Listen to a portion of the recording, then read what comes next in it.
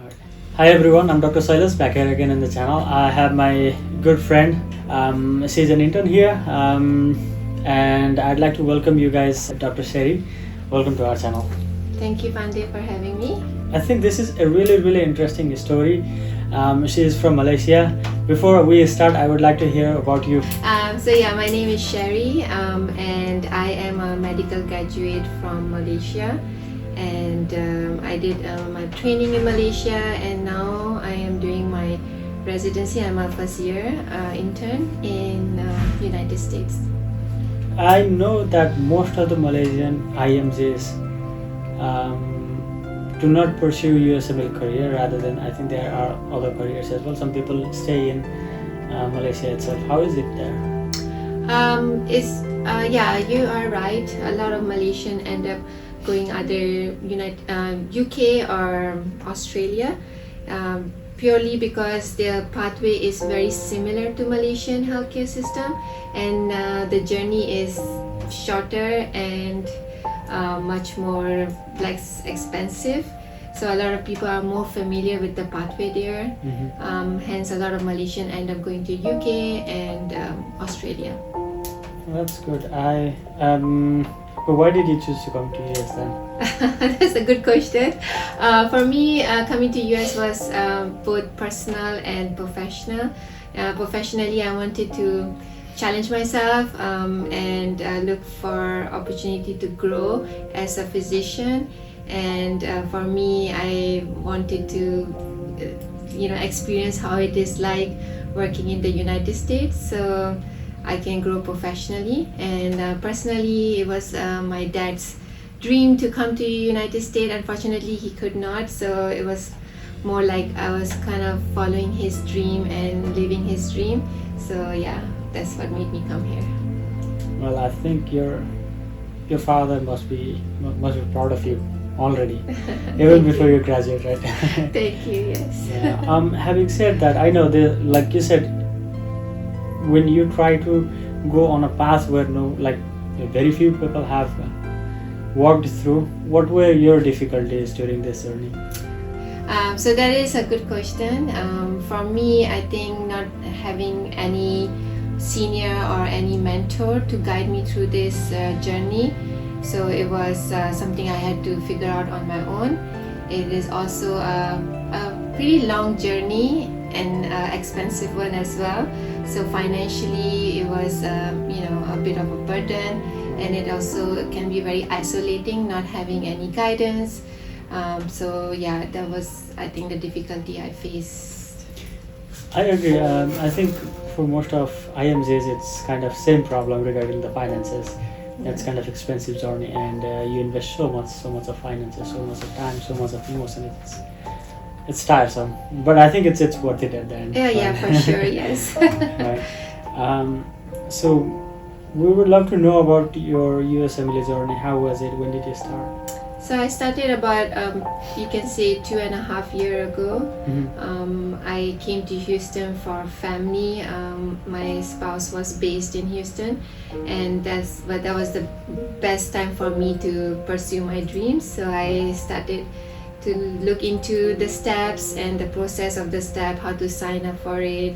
And so I gave myself about 2 years to complete all of my step 1 and step 2, and get my ECFMG certified, and then I applied for my match. Right. How long did it take then? So for me, it took me a bit more longer.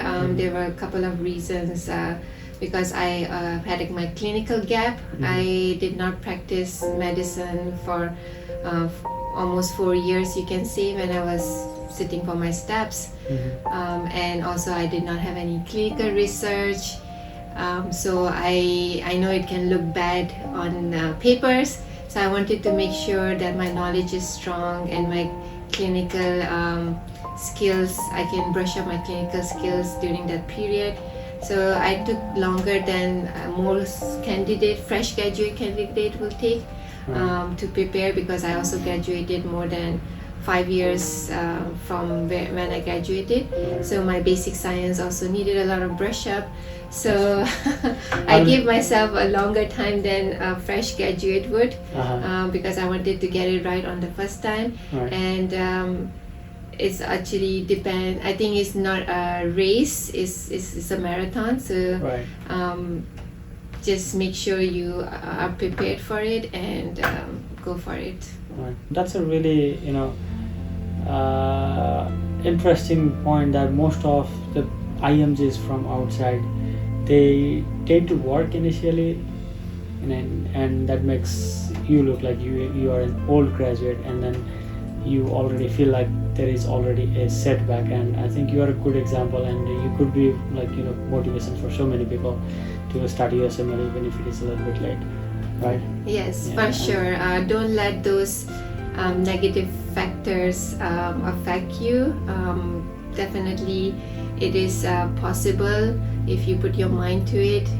Just pursue the journey and go for it.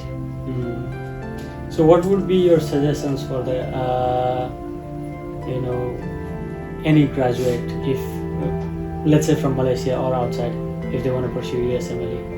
Like you said, you had a really a little bit difficult path than others, because nobody traveled this path before, and at least you didn't know anyone who had gone through USMLE journey.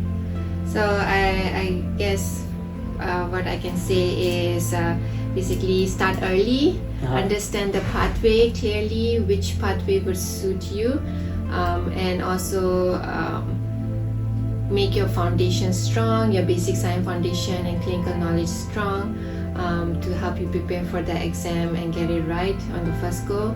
And also getting a mentor or a IMG that has gone through the journey, and reach out to them. A lot of them are very helpful, so having that is very important.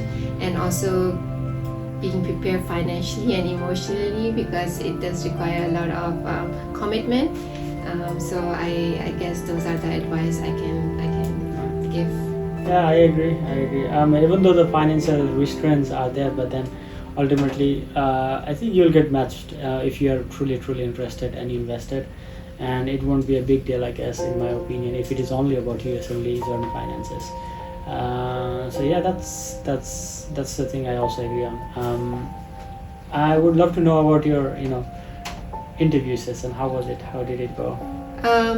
Yeah, so interview was interesting. I was very nervous, but the thing is, a lot of interviewers, they don't really test your medical knowledge. They already know that you've gone through the steps, you already have the clinical knowledge, but they want to know your story. They want to know you as a person. They want to know you, why you want to pursue this journey, and whether you are committed to being a good physician. Right. So they just want to know you as a person and your story. Right. And I think that's important, being human rather than practicing and trying to get your clinical knowledge and forgetting the emotional aspect to it. Right. So just be yourself, yeah, I think I've been saying the same thing like again and again. I think I'm gonna say it again as well. If you have already passed steps, then you are already clinically sound, but to maths, you just have to have good communication. You have to have better way of presentation and tell what you are going to bring to the program. So I think that's important, right? And also they want to know whether you fit into their program as well, whether you're a team player, whether your communication skill. So it's just about being human and being able to connect with people. That's right. I agree.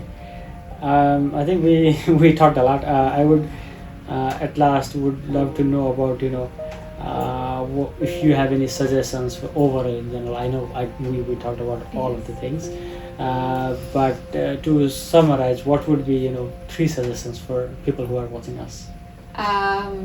3 suggestions. So basically, you will never feel ready, so just go for it. And pursue the journey, because when I was doing it, I always felt like I was not ready, but I just had to take the the step forward and just going for it. Right. And be consistent. Is Right. As I mentioned, is not a race; it's a marathon. And be patient with yourself. Yeah. That's true. That's true. Yeah. Thank you guys so much for listening to us, watching us. I'm gonna be back with a few more episodes. Stay tuned. Thank you, Sari. Thank you so much for having me, and I hope this video helps. Of course, I just do it future. because at least I want to help at least one person, and definitely it's gonna help one person. Right? All right. Okay, thank you.